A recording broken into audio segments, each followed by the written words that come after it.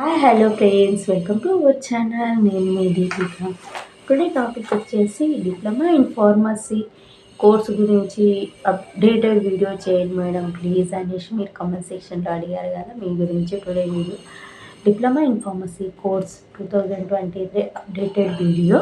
నేను ఆల్రెడీ క్లాసులు కూడా చెప్తున్నా. డిప్లొమా ఇన్ ఫార్మసీ వాళ్ళకి pharmaceutics, anatomy and physiology, microbiology, pharmacognosy కొన్ని చాలా టాపిక్స్ కవర్ అయినవి ఫస్ట్ ఇయర్కి సంబంధించింది. ఆ వీడియోస్ ఎవరైనా చూడని వాళ్ళు ఉంటే కంపల్సరీ చూడండి. టుడే టాపిక్ వచ్చేసి diploma in pharmacy 2023 updated video.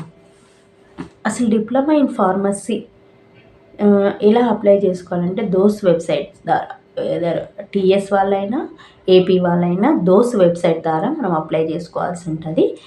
Next thing, మనం డిప్లొమా ఇన్ ఫార్మసీ చేయాలంటే ఎలిజిబిలిటీ ఏంది, డ్యూరేషన్ ఏంది, ఏ విధంగా ఉంటుంది అనేసి.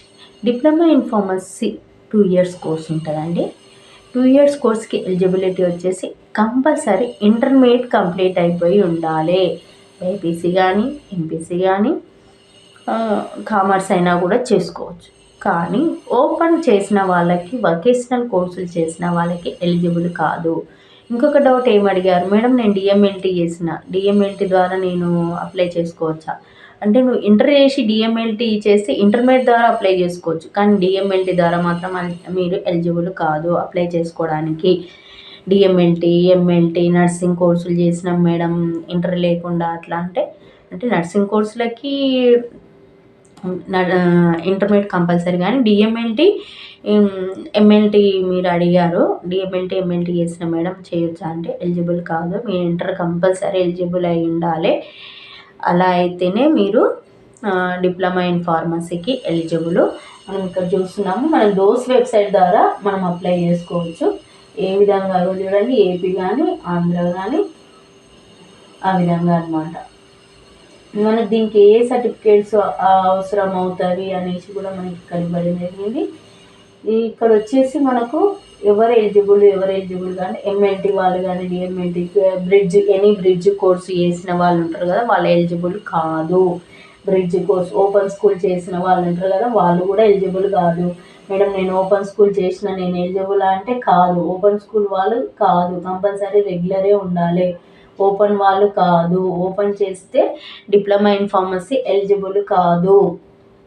చాలాసార్లు ఈ డౌట్ అడిగారు, మేడం నేను ఓపెన్ చేసిన, ఓపెన్లో ఏదైనా ఎలిజిబులా అంటే కాదు, రెగ్యులర్లోనే ఉండాలి.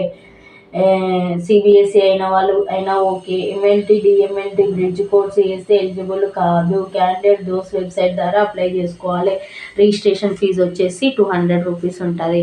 మనము గవర్నమెంట్ ద్వారానన్నా వెళ్ళొచ్చు, లేదు మనం డైరెక్ట్ కాలేజ్కి వెళ్ళి కూడా మనము అప్లై చేసుకోవచ్చు. అట్లా నియర్ బై మనకి దగ్గరలో ఏది ఉందో చూసుకొని ఆ విధంగా ఉంటుంది. 2 ఇయర్స్ ఉంటుంది. 2 ఇయర్స్ మనము కంప్లీట్ అయిపోయిన తర్వాత మనం కంపల్సరీ పీసీఐ రిజిస్ట్రేషన్ అనేది చేసుకోవాల్సి ఉంటుంది. మీరు పీసీఐ రిజిస్ట్రేషన్ లేదంటే మీరు డిప్లొమా ఇన్ ఫార్మసీ చేసి వేస్ట్. మీకు సర్టిఫికేషన్ అనేది ఉండదు. జస్ట్ మీకు డిప్లొమా ఇన్ ఫార్మసీ చేసిన సర్టిఫికేట్లే ఉంటాయి. అది తీసుకెళ్ళి ఫార్మసీ కౌన్సిల్ ఆఫ్ ఇండియాలో వెళ్ళి మనం ఫార్మసిస్ట్గా రిజిస్ట్రేషన్ చేసుకోవాలి. నేను ఆ వీడియోస్ కూడా చేసిన, చూడని వాళ్ళు ఉంటే చూడండి, లింక్ డిస్క్రిప్షన్లో పెడతా. ఛానల్ సబ్స్క్రైబ్ చేసుకోండి. సబ్స్క్రైబ్ చేసుకుంటే అన్ని నోటిఫికేషన్లు వస్తాయి, అన్ని వీడియోస్ చూడవచ్చు అనమాట. అది diploma in pharmacy 2 years course. Eligibility intermediate complete అయిపోయి ఉండాలి.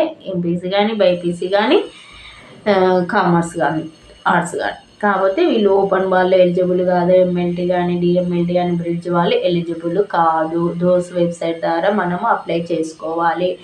అలా కాకుండా మేము చూసుకోలేదు డేటు ఆ విధంగా అంటే డైరెక్ట్ కాలేజ్కి వెళ్ళి అప్లై చేసుకోవచ్చు. ఫీజు కూడా తక్కువనే ఉంటుంది, బిలో 20,000 లోపే ఉంటుంది. ఆ విధంగా ఉంటుంది ఫీజు. మనకు నెక్స్ట్ మళ్ళీ ఫర్దర్గా మనకు ఏముంటుంది మేడం, మళ్ళీ డీఫార్మసీ చేస్తే అని అంటే, డీఫార్మసీ చేస్తే మనము ఇండస్ట్రీస్ ఉంటాయి కదా, ఫార్మా ఇండస్ట్రీలో దాంట్లో ఎలిజిబుల్. లేదు మీరే ఓన్గా మెడికల్ షాప్ పెట్టుకోవచ్చు, మీ పీసీఐ సర్టిఫికేట్ పెట్టుకొని. మోస్ట్లీ డిప్లొమా ఇన్ ఫార్మసీ చేసిరంటే మెడికల్ షాపే పెట్టుకుంటారు. ఆల్మోస్ట్ 100% పీపుల్స్ మెడికల్ షాపే పెట్టుకుంటారు. ఆ విధంగా అనమాట.